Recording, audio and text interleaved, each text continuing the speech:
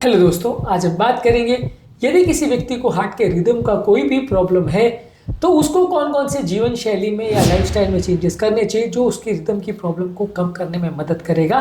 आज का topic important है हर उस व्यक्ति के लिए जिसको किसी भी तरह का अरिथमिया है, चाहे वो सुप्रावेंट्रिकुलर टैकीकार्डिया या वेंट्रिकुलर टैकीकार्डिया है या एट्रियल टैकीकार्डिया है। जो भी तरह का टैकीकार्डिया है, हर तरह के पेशेंट्स के लिए ज़रूरी है कि वो इन लाइफस्टाइल चेंजेस को कुछ हद तक फॉलो करें, तो इससे उनको फ़ायदा मिलेगा और रिदम प्रॉब्लम्स को कम करने में मदद मिलेगी।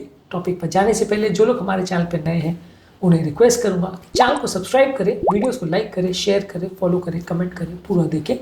टॉपिक इंपॉर्टेंट है, इसे एंड तक देखिएगा। चलिए शुरू करते हैं इंपॉर्टेंट वीडियो। सबसे आपके लिए ज़रूरी है कि कोई भी स्टिमुलेंट ड्रग्स यानी जो भी चीज़ों से आपके बॉडी के हार्ट में एक्टिविटी बढ़ती है, रिदम प्रॉब्लम्स बढ़ते हैं, उसको अवॉइड करिए। चाय, कॉफ़ी, एनर्जी ड्रिंक्स या चॉकलेट्स जिसमें कैफीन होता है, कई दवाइयों में भी कैफीन होता है, ये आपके ब्रेन को एक्टिवेट कर सकते हैं। तो कोशिश करिए कि ब्रेन को एक्टिवेट करने वाले या हार्ट को एक्टिवेट करने वाली दवाइयों को ज़्यादा मत लीजिए। अगर बॉडी के स्ट्रेस हार्मोन्स बढ़ते हैं तो रिदम प्रॉब्लम्स को बढ़ा सकते हैं। ये सारी चीज़ों को आप अवॉइड करेंगे तो रिदम प्रॉब्लम्स या किसी भी तरह का अरिथमिया होने का चांस कम होगा।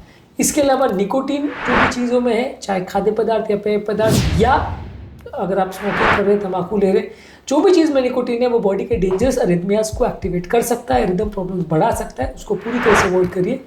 कई रिक्रिएशनल ड्रग्स या नशे की चीज़ें जो है जैसे कोकेन और एम्फेटामिन, इसको भी लोग लेते हैं। ये सारी इलीगल और बैंड चीज़ें भी आपके हार्ट के रिदम प्रॉब्लम्स को बढ़ा सकते हैं, को भी आप अवॉइड करेंगे तो अच्छा है। इसके अलावा यदि आप अल्कोहल भी ले रहे हैं तो इसको भी अवॉइड करिए। थोड़ी मात्रा में अल्कोहल लेने से प्रॉब्लम नहीं होती, लेकिन अगर बहुत ज़्यादा मात्रा में अल्कोहल लेते हैं, खासकर अगर किसी व्यक्ति को हैबिचुएशन नहीं हो, वो सडन बहुत ज़्यादा मात्रा में अल्कोहल ले लेता है, तो इसे हॉलीडे हार्ट सिंड्रोम बोलते हैं, जिसके बारे में हमने एक सेपरेट वीडियो किया है। ये आपको सडन एट्रियल फिब्रिलेशन में भेज सकता है, जिसकी वजह से आपको रिदम प्रॉब्लम हो सकती है और बहुत सारे तरह के अरिथमियाज या रिदम प्रॉब्लम्स को एक्टिवेट कर सकता है। इसलिए कोशिश करिए कि अल्कोहल को पूरी तरह से बंद करें। नहीं भी पूरी तरह बंद कर सकते तो जितना कम रखें उतना अच्छा। इसके अलावा फिजिकल एक्टिविटी को रेगुलर बेस पे प्रॉपर्ली मैनेज करिए। बहुत ज़्यादा हेवी फिजिकल एक्सर्शन मत करिए। हेवी इंटेंसिटी एक्सरसाइजेज या कॉम्पिटिटिव स्पोर्ट्स आपके रिदम प्रॉब्लम्स को बढ़ा सकते हैं, इसीलिए बहुत हेवी फिजिकल एक्सर्शन मत करिए। एडवेंचर स्पोर्ट्स भी कई बार इस तरह के आपके प्रॉब्लम्स को बढ़ा सकते हैं, तो उसको भी आप अवॉइड करें तो अच्छा है। एक्सरसाइज करना ज़रूरी है, वो आपके वजन को भी कम करने में मदद करेगा और बॉडी के वेगल टोन को बढ़ाने में मदद करेगा, जो कि रिदम प्रॉब्लम्स को कम करने में मदद करता है। Walking, running, jogging, swimming, cycling, ये सारी चीज़ें आप रेगुलर बेस पे करेंगे तो आपको फ़ायदा मिलेगा। जो सारी एक्सरसाइज करते हैं ये सारे अपने डॉक्टर के रिकमेंडेशन के हिसाब से आप कर सकते हैं। और अगर आप एक्सरसाइज प्लान करना चाहते हो किसी भी तरह की एक्टिविटी का, तो अपने डॉक्टर या प्रोफेशनल से डिस्कस करके इसको करें तो ज़्यादा अच्छा है।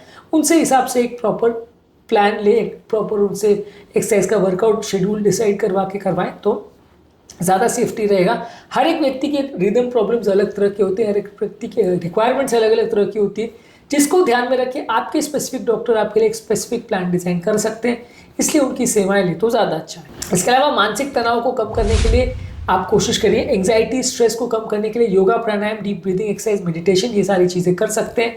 ये सारी चीज़ें आपके मेंटल स्ट्रेस को कम करेगी, स्ट्रेस हार्मोन्स को कम करेगी। जितना ज़्यादा तनाव होगा उतना आपको अरिथमिया या रिदम इश्यूज ज़्यादा होंगे, इसलिए प्रॉपर आप ध्यान रखिए मेडिटेशन वगैरह करने का, इससे भी आपको प्रॉब्लम्स कम होगी।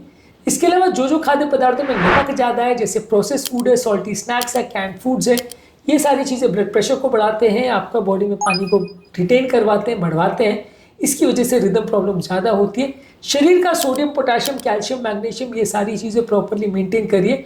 सोडियम ज़्यादातर नमक वाली चीज़ों में जिसमें रहता है उसको अवॉइड करिए।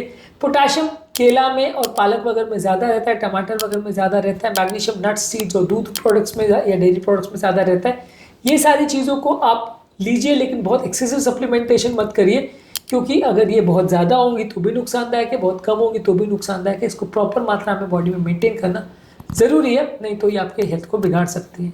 इसके अलावा डिहाइड्रेशन को अवॉइड करिए। यदि किसी व्यक्ति को डिहाइड्रेशन होता है तो उसको रिदम प्रॉब्लम्स होने का चांस ज़्यादा है। गर्म टाइम पे या जब वातावरण में बहुत ज़्यादा गर्मी है उस समय होने वाला डिहाइड्रेशन आपको रिदम प्रॉब्लम ज़्यादा दे सकता है, तो इसलिए आप इसको अवॉइड करिए। फिजिकल एक्टिविटी करने के बाद भी पानी ज़्यादा पीजिए, बॉडी को डिहाइड्रेट होने मत दीजिए, नहीं तो रिदम प्रॉब्लम ज़्यादा होंगी।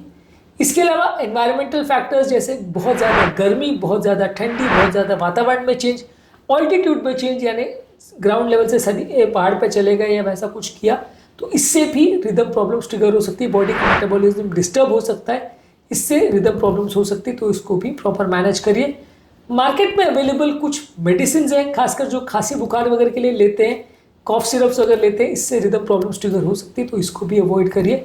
बिना डॉक्टर से पूछे स्पेसिफिक कॉफ सिरप्स या डिकंजेस्टेंट्स का प्रयोग ना करें। इसके अलावा प्रॉपर स्लीप शेड्यूल मेंटेन करिए। 7 से 9 घंटे की अच्छी क्वालिटी की नींद होना जरूरी है। अगर किसी व्यक्ति को प्रॉपर नींद नहीं हो रही है तो उसके रिदम प्रॉब्लम्स बिगड़ सकते हैं, उसकी हेल्थ बिगड़ सकती है, इसलिए 7 से 9 घंटे की अच्छी क्वालिटी की नींद होना जरूरी है। बहुत ज़्यादा मोबाइल और इलेक्ट्रॉनिक डिवाइसेस का प्रयोग मत करिए। बहुत ज़्यादा इलेक्ट्रॉनिक डिवाइसेस का प्रयोग करने से जो ब्लू लाइट का एक्सपोजर होता है वो आपकी स्लीप पैटर्न को कॉम्प्रोमाइज़ कर सकता है और मेंटल स्ट्रेस लेवल्स को बढ़ा सकता है, तो इसको भी अवॉइड करिए, नहीं तो आपके रिदम प्रॉब्लम्स इससे बढ़ सकते हैं। और जब कभी भी आप किसी पहाड़ वगैरह पे जा रहे हो, किसी दूर जगह पे जा रहे हो, किसी स्ट्रेसफुल जॉब पे जा रहे हो, कहीं पे भी आप ऐसा किसी नई चेंज कर रहे हो, तो उससे पहले प्रॉपरली इसको प्लान करिए, क्योंकि सडन जॉब में चेंज करना, सडन कोई डेंजरस टास्क को लेना, कहीं दूर जाना, कहीं ट्रैवल करना, किसी डेंजरस एक्टिविटी को करना, किसी एडवेंचर स्पोर्ट को करना, ये सारी चीज़ें आपके रिदम प्रॉब्लम्स को सडनली बढ़ा सकती है, क्योंकि ये सारी चीज़ों में मेंटल स्ट्रेस होता है जो कि रिदम प्रॉब्लम्स को सडनली बढ़ा सकता है। तो इससे आप बचें और इसको प्रॉपरली मैनेज और मेंटेन करें तो अच्छा है। रिदम प्रॉब्लम से रिलेटेड पेशेंट्स में ये सारी चीज़ों की सावधानी रखना ज़रूरी है। आज के टॉपिक में हमने बात करी कि यदि किसी व्यक्ति को कोई डेंजरस रिदम प्रॉब्लम से अरिथमियाज है तो कौन कौन से जीवन शैली या लाइफस्टाइल में चेंजेस उनको करने चाहिए ताकि ये प्रॉब्लम्स उनको कम हो या वो अपने लाइफ को इससे प्रोटेक्ट कर सके।